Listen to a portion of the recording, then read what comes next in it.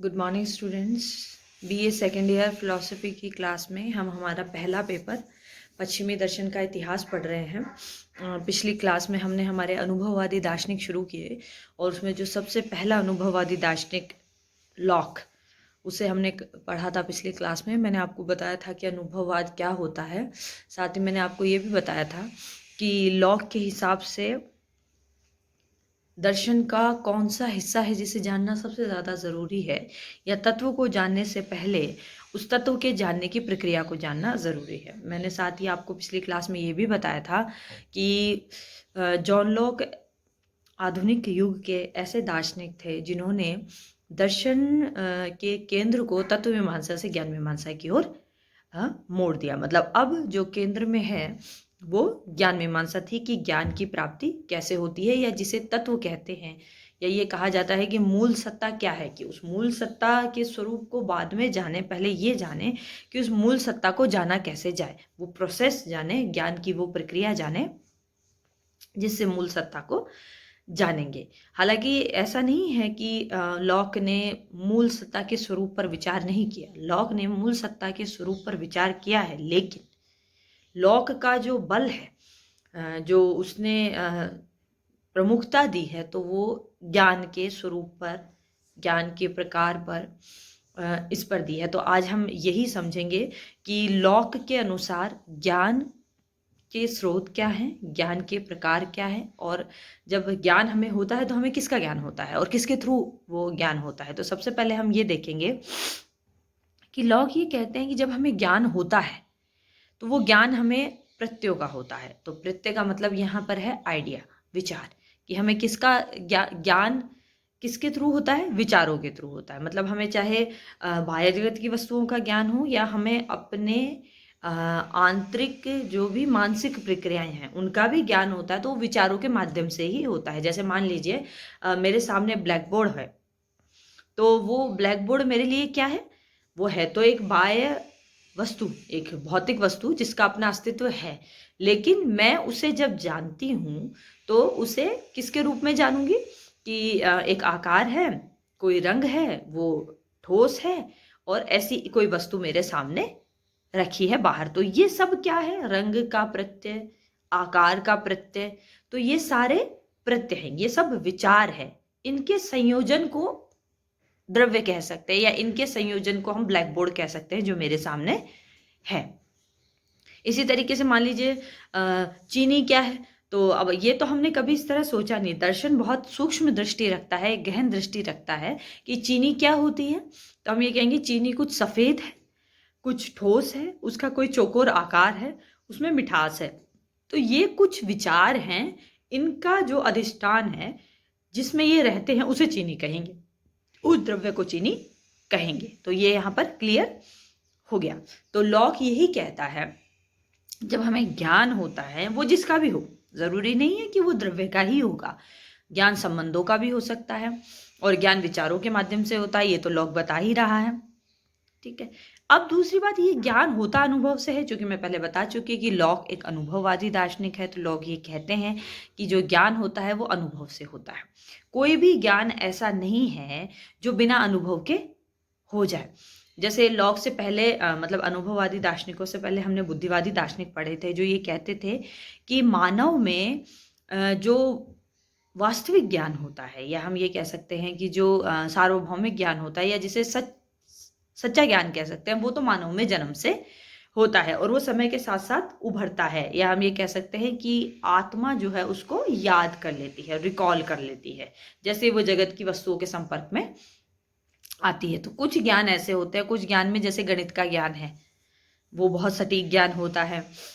और इस तरीके के जितने भी ज्ञान होते हैं, मतलब गणित के ज्ञान हो सकते हैं, कारण कार्य का नियम वो ये मानते हैं, तादात्म्य का नियम, ये ऐसे नियम हैं जो हमारी बुद्धि में, मानव की बुद्धि में होते हैं। तो मानव की बुद्धि खाली नहीं होती है, उसमें पहले से कुछ होता है, जन्म से जो नियम है। लेकिन लॉक ये कहता है कि नहीं, मानव की बुद्धि जन्म से एक खाली एक स्लेट की तरह, एक कोरी स्लेट की तरह होती है, जिस पर लिखोगे आप अनुभव से, वरना वो कोरी स्लेट होती है। या एक तरीके से वो कहते हैं कि वो एक खाली कोटरी होती है, एक काली कोटरी होती है जिसमें कुछ भी नहीं होता। अगर उसमें प्रकाश जाएगा या आप उस स्लेट पर कुछ लिखेंगे तो वो आपके अनुभव से आएगा। तो मतलब अनुभव की दो खिड़कियां उसने बताई है, जिसको मैं आगे जाके बताऊंगी कि प्रत्ययों के दो स्रोत होते हैं, उनसे ही हमें अनुभव होता है। उसके बाद हम उस बुद्धि रूपी कोरी स्लेट पे कुछ लिख पाते हैं, वरना वो कोरी रहती है, जन्म से वो कोरी होती है। क्योंकि हमने पिछली क्लास में देखा था कि जब लॉक ने जन्मजात प्रत्ययों का खंडन किया था तो उसने कहा था कि ये पॉसिबल नहीं है कि मानव में कुछ ज्ञान रहे और वो उभरे ना। ये विरोधाभासी बात है कि मानव की बुद्धि में ज्ञान है और मानव को उसका पता नहीं है। और अब वो ये कहते हैं कि अगर ऐसा हो तो वो बच्चों को पता होना चाहिए। कुछ बहुत सारी ऐसे होते हैं कि ज्ञान होता है, अगर व्यक्ति नहीं जानता तो ये एक दूसरे से संगति न रखने वाली बातें हैं। तो उसके कहने का मतलब है कि जो हमें ज्ञान होता है उसका प्रमुख स्रोत जो है वो अनुभव है। बुद्धि का भी रोल है लेकिन वो सेकेंडरी रोल है। ठीक है। इसके अलावा एक बात और लॉक ने कही थी। लॉक ने ज्ञान के मामले में ये कहा था कि आत्मा ज्ञान प्राप्त करती है, आत्मा ज्ञान को रेगुलेट करती है, मतलब उसको सिस्टमैटिक ढंग से हम ये कह सकते हैं कि हमें समझने में मदद करती है। आगे जाके हम कांट को पढ़ेंगे तो कांट इस बात को और अच्छे से समझाते हैं कि बाहर से हमें ज्ञान के लिए कच्ची सामग्री मिलती है और बुद्धि उस कच्ची सामग्री को, या हम एक तरीके से जो भी विचार हमको मिलता है वो सिस्टमैटिक नहीं होता, बुद्धि उसको सिस्टमैटिक ढंग से हमें समझाती है। वो आगे जाके हम जब कांट को पढ़ेंगे तो हम इन बातों को लिखेंगे। यहाँ पर लॉक ये कह रहा है कि बुद्धि सक्रिय अवस्था में भी ज्ञान प्राप्त करती है, मतलब चीजें प्राप्त करती है, और निष्क्रिय अवस्था में भी चीजें प्राप्त करती है। और इसी के आधार पर वो ये कह देता है कि हमको प्रत्यय भी दो तरीके के मिलते हैं, सरल प्रत्यय होते हैं, मिश्र प्रत्यय होते हैं। उससे पहले एक और बात महत्वपूर्ण है कि लॉक ने, जैसे मैंने बताया कि ज्ञान का स्रोत अनुभव को बताया, और इसी अनुभव को फिर उसने दो भागों में बांट दिया। एक संवेदन है, एक स्वयं संवेदन है। ये उसने बताया प्रत्ययों के स्रोत या ज्ञान का स्रोत। संवेदन बाह्य जगत से जितनी भी वस्तुएं हैं, इनके जब विचार हमको मिलता है, इनका जब प्रत्यय हमको मिलता है तो वो संवेदन के माध्यम से मिलता है। और जब हम अपनी आंतरिक प्रक्रिया, जैसे मान लीजिए मुझे क्रोध आ रहा है, या मुझे स्मृति किसी चीज़ की याद है, या मैं सुख महसूस कर रही हूँ, या मैं दुख महसूस कर रही हूँ, या मैं ईर्ष्या महसूस कर रही हूँ, या मुझ में लालच पैदा हो गया है, तो ये सारी मेरी मानसिक प्रक्रियाएं हैं। इन्हें मैं स्वयं संवेदन के माध्यम से जानती हूँ। मतलब इसका जो स्रोत है वो बाहर कहीं नहीं है, इसका स्रोत मेरे भीतर है। तो स्वयं संवेदन से मैं अपने मनस जगत को जानती हूँ, और संवेदन के माध्यम से मैं अपने बाह्य जगत को जानती हूँ कि मुझे कभी रंग का पता चलता है, कभी मुझे आकार का पता चलता है, कभी मुझे मिठास का मतलब स्वाद का पता चलता है, कभी गंध का पता चलता है। तो ये जो संवेदन के माध्यम से मुझे जो प्रत्यय मिलते हैं ये बाह्य जगत से मिलते हैं। अब इन्हीं के आधार पर लॉक ये बताने की कोशिश करते हैं कि दो तरीके के प्रत्यय होते हैं, एक सरल प्रत्यय होते हैं, एक जटिल प्रत्यय होते हैं। सरल प्रत्यय बुद्धि अपनी निष्क्रिय अवस्था में प्राप्त कर लेती है, मतलब आत्मा जब निष्क्रिय होती है तब वो इन सरल प्रत्ययों को प्राप्त कर लेती है। निष्क्रिय का मतलब है कि वो जैसे आए आपके सामने, आपको प्रत्यक्ष हुआ, आपने उसे वैसे ही ग्रहण कर लिया, कुछ खास फेरबदल या कुछ खास तरीके का चेंज आपने उसमें नहीं किया। जैसे आपको दिखा, प्रत्यक्ष हुआ, वैसे आपने उसको धारण किया या ग्रहण करके आपने उसको समझ लिया। इसको भी फिर वो दो तरीके से बताते हैं कि सरल प्रत्यय भी वो होते हैं जो एक तो हमें एक इंद्रिय से प्राप्त हो जाए या एक से ज्यादा इंद्रिय से प्राप्त हो जाए। ठीक है, जो हमें स्व संवेदन से प्राप्त हो जाए, और संवेदन और स्व संवेदन के मिलने से भी जो हमको प्राप्त हो जाते हैं वो सरल प्रत्यय कहलाते हैं। अब आगे आए मिश्र प्रत्यय। जब बुद्धि और आत्मा अपनी सक्रिय अवस्था में आ जाती है, मतलब उसको बहुत सारे प्रत्यय मिलते हैं, तो वो उनको व्यवस्थित करने की कोशिश करती है, और इस प्रक्रिया में वो सक्रिय होती है, और उसके बाद उसको जो ज्ञान होता है वो जटिल प्रत्ययों का ज्ञान होता है। अब वो ये कहता है कि जब आत्मा या बुद्धि सक्रिय होती है तो वो कौन सी प्रक्रियाओं के माध्यम से जो अलग अलग किस्म के प्रत्यय होते हैं उनमें व्यवस्था बनाती है, या एक सिस्टम बनाती है, या उन्हें सिस्टमैटिक ढंग से व्यवस्थित करती है। हम इसको इस तरीके से समझते हैं। तो वो 6 तरीके की प्रक्रियाओं को वो मानते हैं, जिसमें से सबसे पहली प्रक्रिया को बोलते हैं प्रत्यक्ष, कि सबसे पहले हमें चीजों का प्रत्यक्ष होता है। अब वो बाह्य भी हो सकता है, आंतरिक भी हो सकता है। दूसरा वो कहता है हम उन्हें ग्रहण करते हैं। ठीक है, अब ग्रहण करने के बाद हम उन्हें अलग अलग व्यवस्थित करते हैं, या हम उन्हें पृथक करते हैं। ये तीसरी प्रक्रिया है कि हमने उन्हें पृथक किया। उसके बाद हम तुलना करते हैं। ठीक है। उसके बाद हम उनको संयोजित करते हैं और सबसे आखिर में उनको कोई नाम दे देते हैं। जैसे मान लीजिए मुझे आम क्या होता है मान लीजिए मुझे नहीं पता, ठीक है, मैं पहली बार देख रही हूँ, तो ये एक जटिल प्रत्यय है क्योंकि ये आम में एक से ज्यादा प्रत्यय है। या फिर मैंने आम कभी खाया हो और मुझे इसका नाम नहीं पता, और अब चूंकि मैं बहुत बार खा चुकी हूँ, मैं इसको नाम देना चाहूँ या मैं किसी को बताना चाहूँ कि ये चीज क्या है, तो मैं इन प्रक्रियाओं का सहारा लूंगी कि मैं बताऊंगी कि देखिए ये एक वस्तु है जिसको मैंने देखा, समझा, और इसमें जो चीजें हैं वो अलग अलग करेगी। इसका हरा रंग होता है, बाद में पीला रंग हो जाता है, और ये मुलायम होता है, और इसमें मिठास होती है, और ये और फलों की तरह मीठा हो सकता है, और फलों से खट्टा हो सकता है, और फलों जैसा इसका रंग हो सकता है। फिर मैं इसमें इसकी सारी चीजें जोड़ूंगी कि इसमें हरा पीला रंग होता है, ये मीठा होता है, ये मुलायम होता है, ये एक खास किस्म के मौसम में मिलता है, इसमें एक खास तरीके की गंध होती है, और फिर मैं इसे एक नाम दे देती हूँ कि इसका नाम आम है। तो मैंने एक नाम दे दिया, उसके बाद इसके जैसे दिखने वाले हर फल को मैं आम कहूंगी, ठीक है। वो हरा, जैसे हम भी जानते हैं कि आम के कितने प्रकार हमको सुनने में आते हैं, देखने में आते हैं, और हमने खाए भी होते हैं। तो हम फिर एक पर्टिकुलर, लेकिन हम उन सबको कहते हैं आम ही है, भले ही हम उसे एरिया वाइज अलग अलग कर दें कि दशहरी है, कि लंगड़ा है, कि आपूस है, तो हमने एक नाम दे दिया कि फाइनली वो आम है, आम की अलग अलग किस्में हैं।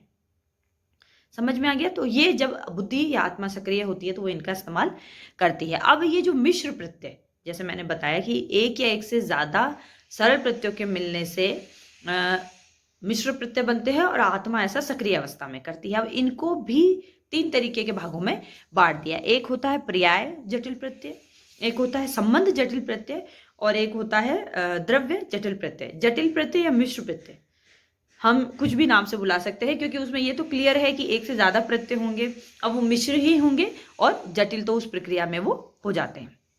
अब सरल प्रत्यय कौन से होते हैं? जैसे ये जटिल प्रत्यय जो मैंने सबसे पहले बताया, इसको पर्याय प्रत्यय कहा गया। ये भी 2 भागों में बांट देता है, एक सरल पर्याय प्रत्यय, एक जटिल पर्याय प्रत्यय। सरल पर्याय प्रत्यय जब एक से ज्यादा सरल प्रत्यय आपस में मिलते हैं, जैसे मिनट मिनट आपस में मिलकर एक घंटा बना लेते हैं, तो इसमें मिनट मिनट जैसे प्रत्यय है, पहला प्रत्यय भी मिनट है, दूसरा प्रत्यय भी मिनट है, ऐसे 60 मिनट के प्रत्यय मिलकर एक नृत्य बनाते हैं, तो ये पर्याय प्रत्यय हो गया, ठीक है। और इसी का दूसरा भाग है जटिल पर्याय प्रत्यय। जब मान लीजिए जैसे आम का एग्जाम्पल मैंने लिया, तो इसमें गंध भी है, इसमें स्वाद भी है, इसमें रंग भी है, तो इसमें एक से ज्यादा अलग अलग किस्म के प्रत्यय मिले, तो ये जटिल पर्याय प्रत्यय हो गया। इसके बाद जो मिश्र प्रत्यय का दूसरा प्रकार है वो है संबंध प्रत्यय। जब मानव किन्हीं वस्तुओं में कोई जुड़ाव देखता है कि ये चीज होती है, इससे ये हो जाता है, जब मैं बार बार ऐसा देखूंगी, ठीक है, जैसे मान लीजिए मैं बादल देखती हूं, उससे बारिश होती है, तो मुझे लगता है कि काले बादल होते हैं, हवा रुक जाती है तो बारिश होती है, तो इस तरह काले बादलों के होने से इस एटमॉस्फेयर में बारिश हो जाती है, तो इस कारण से ये कार्य होता है। तो ये जो कारण कार्य नियम को मैंने बार बार महसूस किया, और इस जुड़ाव को मैंने कारण कार्य नियम का नाम दे दिया। तो इस तरीके के बहुत सारे संबंध होते हैं, जब प्रत्ययों के बीच जुड़ाव को हम डिफाइन करने की कोशिश करते हैं, अलग अलग तरीके के प्रत्ययों के बीच के जुड़ाव को, तो उसको संबंध प्रत्यय कहा जाता है। संबंध जटिल प्रत्यय या संबंध मिश्र प्रत्यय कहते हैं। और सबसे आखिर का होता है द्रव्य प्रत्यय, जब हम कुछ प्रत्ययों को हमेशा एक साथ देखते हैं, ठीक है, जैसे वो आम वाले एग्जाम्पल में दे देते हैं कि मैंने एक खास किस्म का स्वाद, एक खास किस्म की गंध, एक खास किस्म का रंग, एक खास किस्म का स्पर्श जब एक साथ देखा, सदैव एक साथ देखा, तो मैंने उसको आम कह दिया। तो हालांकि यहाँ पर लॉक ये कहता है कि मैं उसे द्रव्य कहूं, इसके बारे में मैं निश्चित नहीं हूं। कुछ है जो अधिष्ठान है, जो इन सारी चीजों को एक साथ रखता है कि अलग अलग प्रत्यय एक जगह हैं। अब उसको द्रव्य कहें या कुछ और कहें, इस बारे में लॉक निश्चित रूप से नहीं कहता कि वो कुछ है, लेकिन क्या है मैं उसे क्लियर नहीं बता सकता, कि है तो सही लेकिन स्पष्ट नाम नहीं दे सकता। तो यहाँ पर वो द्रव्य को ठीक से डिफाइन नहीं करता। द्रव्य प्रत्यय के बारे में लॉक सिर्फ इतना कहता है कि एक या एक से ज्यादा प्रत्यय जब लगातार साहचर्य में दिखाई देते हैं, तो वो द्रव्य जटिल प्रत्यय का एग्जाम्पल होता है। तो ये आज हमने आज की क्लास में प्रत्ययों के प्रकार पढ़े, प्रत्ययों का स्रोत जाना, और ये जानने की कोशिश करी कि जब आत्मा सक्रिय अवस्था में आती है तो कौन सी वो प्रक्रियाएं होती है जिसके माध्यम से वो जटिल प्रत्ययों का निर्माण करती है और हमें इसका ज्ञान होता है। लॉक कहते हैं कि इसी प्रत्ययों में हम हमारे सारे ज्ञान को या सारे अनुभव को शामिल कर सकते हैं। तो आज की क्लास में हम इतना ही पढ़ेंगे। अगली क्लास में हम लॉक के अनुभववाद के अगले हिस्से का अध्ययन करेंगे। थैंक्स।